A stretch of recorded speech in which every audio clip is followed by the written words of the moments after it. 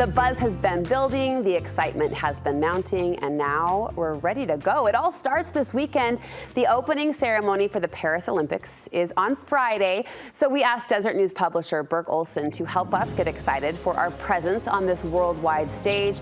He's here to preview the names, faces, and events that carry a strong Utah connection. Your team, too, has a strong pulse on what's about to come. It's an exciting time. It's such an exciting time. We love the Olympics in Salt Lake City. We think of ourselves as a winter sports powerhouse. Yeah. This is turning out to be a summer sports powerhouse, too, because we have so many Olympians from Utah competing in the games. Which is so exciting. We can claim the name. That's right. And you worked on the Olympics when they were here. I did. For the Olympics. Back in 2002, I thought about wearing my coat, but it's a little bit warm outside for a 2002 coat. The wardrobe doesn't translate. Right. All right, but some of these names we'll recognize. Others, we're grateful to you for the heads up to know who we're looking for and who we're ultimately cheering for.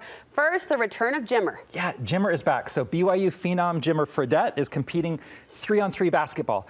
He was, of course, an offensive powerhouse, really good at scoring points, but he's had to become a little bit more well-rounded. Yeah. He was drafted into the NBA, where he played for parts of 6 seasons. He then went to Greece, and he went to China, where they nicknamed him the Lonely Master. Oh, no.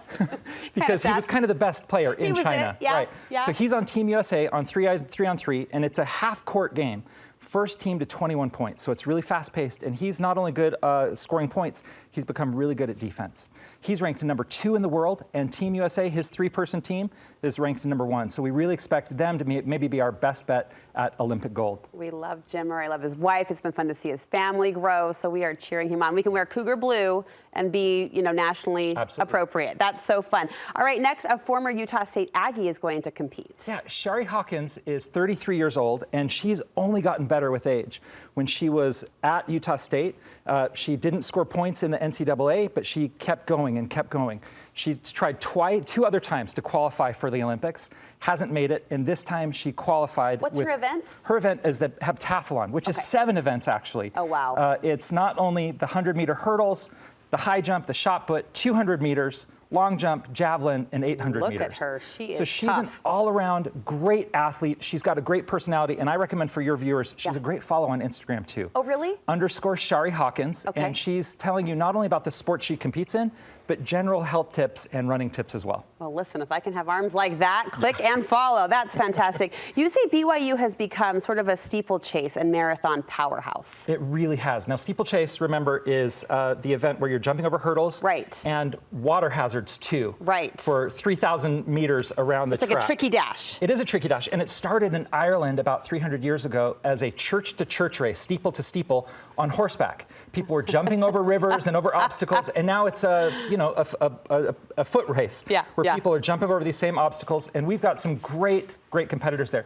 Kenneth Rooks, who became famous last year when he was competing in the national championships, he fell. Oh, that's it. I was like, how do I know that name? Went to the very back and then came back and won it. Yes, that's right. He won it again this year, and then James Corrigan came in 3rd this year but didn't have a qualifying time.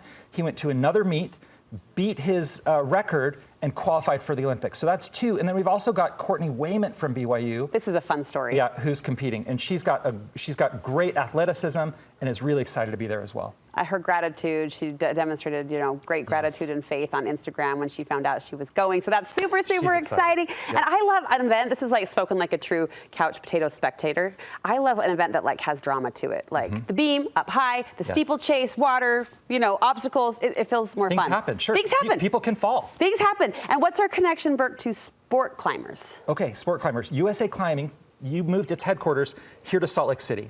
And Team USA is the only team that has a full roster, 4 men, 4 women, and they all either live in or train here in Salt Lake City. Okay. So and this is an exciting race, too. I think I watched it, and it's fun to watch. Speed climbing, people go up to a wall, and they get from the bottom to the top in 5 to 7 seconds. This is amazing fast to watch. Yeah. And really fun to watch. They're like monkeys, just climbing up the wall. It's amazing. Exactly right. All right, Burke. Well, it's a double week for all media teams here because we have the start of the Olympics, but also we're expecting just a little announcement. That's right. A little announcement. Wednesday morning, we'll know, probably at about 4:20 a.m.